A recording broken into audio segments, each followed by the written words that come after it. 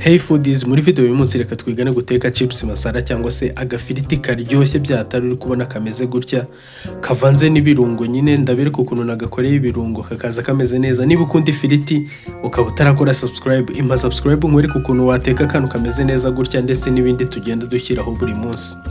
Hano rero urabona ko nari ifite ibirayi nyine hano ni nk'ikiro nakoresheje.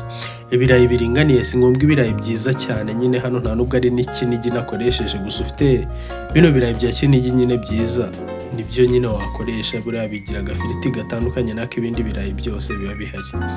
Hanyuma nagiye mbikatamo ibirayi nyine, ubwo urabikatamo nka gutyo, nagiye mbikatamo ifiriti nyine ijya kuba nini. Wowe wabikata uko ushaka, gusa hano umakinga sure ko size zijya kungana na shape nyine kagenda iba nziza. Ibirayi byose waba ufite niyo byaba ari bibi cyangwa se bitanganya size bidaforumye kimwe, wabikoramo nyine agafiriti gasa neza nk'akatu. Uri kubona ko na hano nasoje kubikata maze mbyoza mu mazi.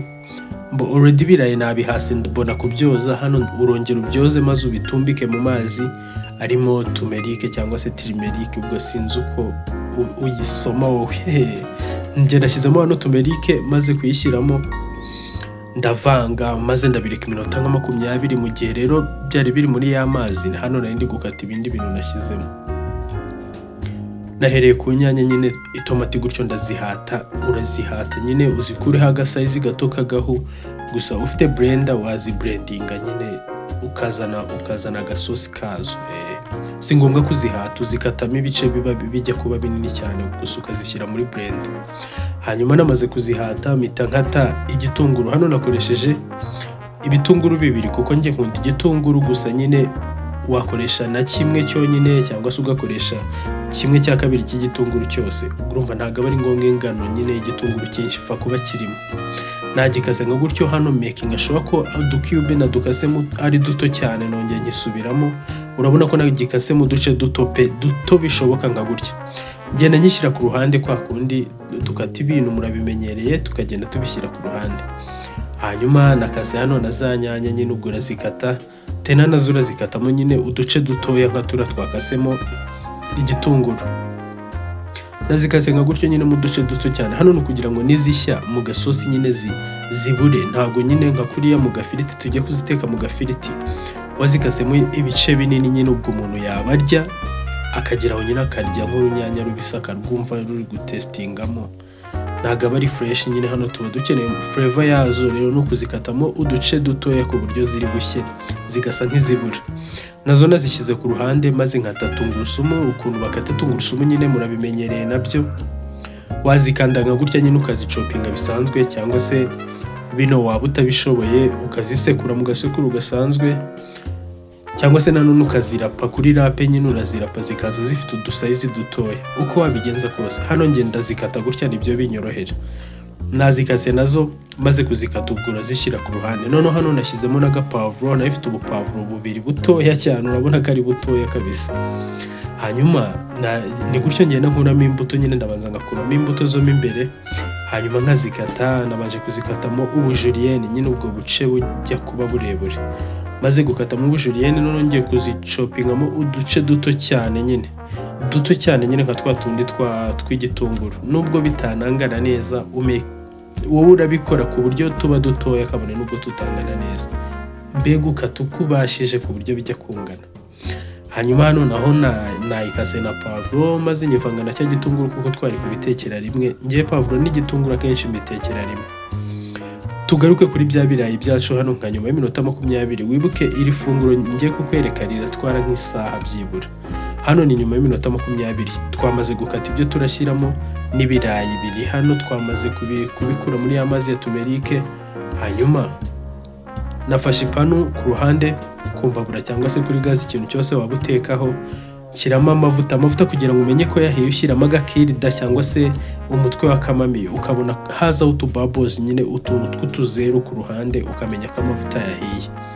Nashyizemo rero bya birayi, urabona ko nyine amavuta yari yahiye, ni nabyo bituma nyine ibirayi agafiriti gashya neza, kari crispy kandi katari amavuta menshi. Urabona ko hano byahiye. Hano ni nk'iminota nka 15 ndakeka. umuriro wajyaga kuba mwinshi nyine ziba zihiye. Nazikuyemo nka gutyo, wowe ubwo utanabaza iminota uzagereranya urebe niba kwa kundi ukoramo ibirayi by'ifiriti ukumva nyine biri crispy, byatandukanye, birakomeye inyuma kandi ntabwo byahinduye ibara nyine ngo bitangire gushirira. Nakuye amavuta ku ipanu, shyiraho cya gitunguru na pavuro, nibyo nabanje, urabona ko mbitekera rimwe. Hanyuma nyine nabikaranzeho nka gutyo, ubwo ugenda uvanga nka gutya nk'umushefu, cyangwa se ugafata akamamiyo kawe bisanzwe nka gutya. Bwa kabiri nabigenje aho nashyiragamo na tungurusumu, warangiza ukavanga ugakaranga bisanzwe, gusa ni ku mavuta makeya kuko no mu ifiriti harimo amavuta already nyine tuzikuye mu mavuta aka kanya. Hanyuma nkarangamo n'itomati nka gutyo, nazo urakarangamo nyine inyanya nk'iminota 5 byibura. Wamara gukarangamo inyanya nk'iminota 5 urahita ushyiramo tomato paste. Hano tomato paste nakoresheje nk'ikiyiko kinini n'igice, ariko nyine nongeramo utuzi duke. Urabanza uvangamo utuzi duke, nurangiza usukemo hariya, hanyuma uyikarangemo ku ruhande. Ubwo nyine nakaraga tomato paste gasigayemo hariya turakunyuguzamo andi mazi. Hano nongeyemo utundi tuzi duke nyine nonyugujemo hariya, maze nshyiramo ibirungo by'amafu. Nahereye ku munyu nshyiramo umunyu umeze kuriya kuko mu birayi nta munyu twashyizemo.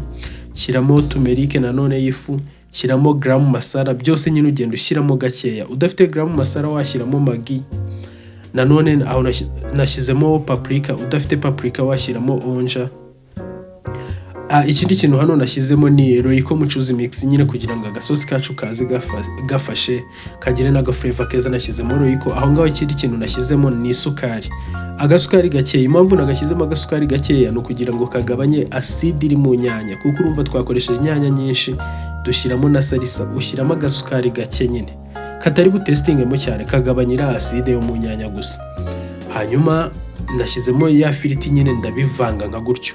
Ubwo nyine wabivanga nka kuriya, uretse ko mbonye ko bitashoboka ngashyiramo akamamiyo. Urabona ko biri kugenda bisa neza. Agasosi nyine hano kaba kahiye kakamye kuko nta mazi menshi ushyiramo nyine.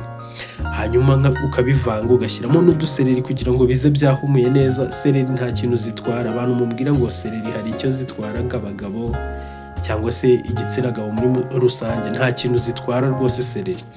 Hano urabona ko nazo nazivanzemo, urabona ko ni agafiriti gasa neza.